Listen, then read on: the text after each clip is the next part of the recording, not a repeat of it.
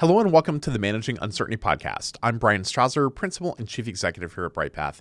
And in this week's episode, I'm talking about our new report that was just released today, Mastering Uncertainty, Strengthening Organizational Resilience in a Complex World. You can download the report for free at the link here in the show notes. We'll make sure that that's very prominent in the notes, whether you're looking at this in our YouTube channel or you're listening to this on our website or through your favorite podcast episode. Now, this report is really about us taking a retrospective look back at more than a decade of using our resiliency diagnosis methodology, where we have done dozens of evaluations each year looking at organizations' resilience programs, where we've looked at business continuity and crisis management programs at dozens of organizations across different industries, and what we have taken away from these in terms of trends. So all of these different evaluations and these detailed maturity models looking at the ISO 22301 standard for organizational resilience. And I want to emphasize as I talk through this that this is not theory or philosophy. This is what we've actually observed in these organizations in real time as we've conducted these very in-depth evaluations. And so we break down in the report what we see as the top strengths, the top opportunities for improvement, and then what we would recommend that organizations focus on for 2025. And why we think this report is important right now is the current global landscape, that there's a lot of just complex uncertainty going on in the world. Everything from geopolitical disruption to political uncertainty here in the United States to economic uncertainty and unpredictability around the world. And again, this report is really a product of those 10 years of our own evaluations of what's going on in the resilience space. So let's start by taking a look at the top strengths that we saw across organizations. And I'm only going to cover 4 of these. There are many more covered in the report. But it starts with executive commitment to resilience, that the best organizations have been able to have top management clearly and visibly committed to resilience in their organizations, that they have been willing to invest the resources that are necessary to build those programs in the organization and help their companies be resilient against disruption. The second, that these companies have operational flexibility and are able to adapt during disruption. Part of that is because they have made these investments that we just spoke about, but also because their organizational culture values ad hoc crisis leadership, the ability to assess the situation that is in front of them and be able to react and make the right decisions to take care of the team and protect their assets and their business. The third is that these organizations have strong crisis communications capabilities. They do this in 2 ways. They have ways of communicating across the organization using tools like mass notification, tools like Alert Media or Everbridge or OnSolve, some of the industry leaders in that space. But also they have strong, what we would think of as strong operational crisis communications, meaning that they have established a single source of truth for what's going on with a crisis. They're communicating clearly and succinctly what is happening with that crisis, and they don't allow leaders and stakeholders across the organization to be confused about what is going on. They are communicating through that single source of truth. And then lastly, the best organizations are using software to help empower their business continuity function to enable better efficiency through their business continuity process, but also to enable better data and analyze that data to provide visibility across the organization and really understand how a disruption has ripple effects in terms of impacts across the organization and really understand how those dependencies interrelate between software or technology applications, facilities, third-party service providers, key personnel, and suppliers. Now, in terms of top opportunities, areas where things could be more mature in organizations, we also see some common trends. The biggest one by far, and you've heard me talk about this on this podcast numerous times, is a misalignment between the resilience programs and business strategy. That this is where we see significant gaps between what the resilience program is trying to accomplish and the direction that the business is trying to go in terms of moving the business forward. And that misalignment is just fatal to a resilience program and fatal to the resilience leader's credibility. So we want to make sure that those things are aligned.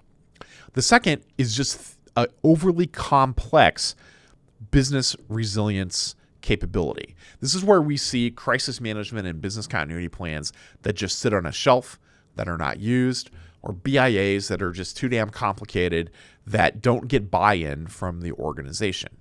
We see this in evaluations we do where companies have had disruptions and we ask them about their business continuity plans and they say, we don't use that thing. We didn't use it in the disruption because it's too damn hard to use. Then that's not an effective business continuity program. The third is just the lack of a formalized crisis management program.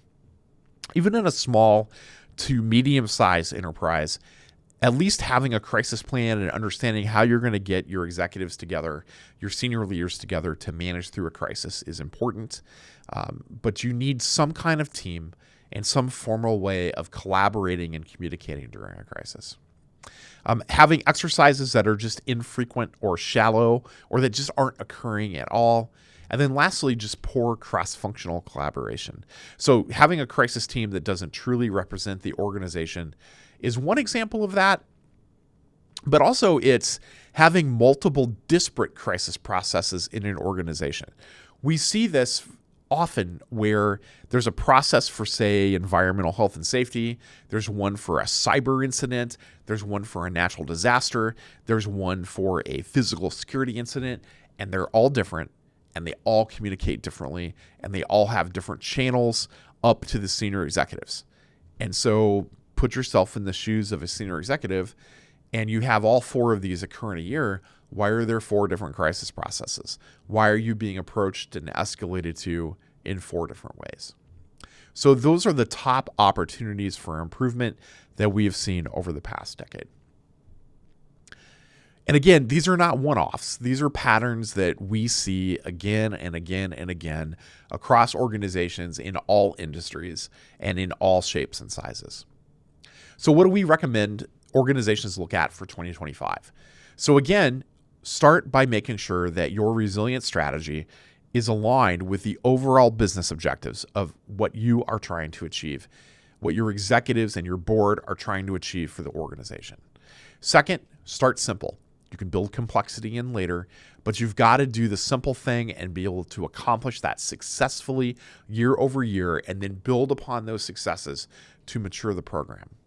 Third, formalize your governance and crisis management structures so that you have a sustainable governance approach in order to build and sustain the momentum of your program, that well connects into your top management, and that your crisis management approach has been formalized.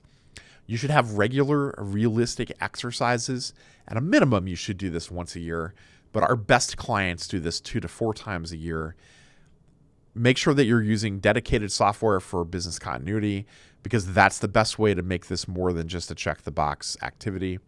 And finally, make resilience a strategic function within your organization, not just a compliance exercise. Lastly, I want to talk briefly about the impact our clients have seen in this space from working with us over time. The advantage we have in looking back at all of these evaluations is we can use the data to really glean some insights on how clients have been able to improve their maturity scores year over year from working with us. Many of our clients, when we did their first resiliency diagnosis and we looked at their maturity model scoring, they were somewhere in the 1.5 to 2.5 range. With continued engagement with us, many organizations moved into the 3.5 to 4.5 territory. And that shift enabled them to make faster decisions, communicate more clearly, and recover more effectively when faced with a disruption. So this report, Mastering Uncertainty, Strengthening Organizational Resilience in a Complex World, is free, and it is available now at the link in the show notes. You can download it there as a PDF and begin reading and reviewing that and seeing what lessons you can take away from this report and begin using in your organization. I would love to hear your feedback. You can provide that in our private Facebook group for resiliency professionals, which you can find on our website, or you can just reach out to me directly or connect with us on LinkedIn and provide feedback in the comments there. We'll have more to share in upcoming episodes where we'll go through some of the feedback that we've heard from all of you and respond to any reader comments. That's it for this edition of the Managing Uncertainty podcast. I'll be back next week with another new episode.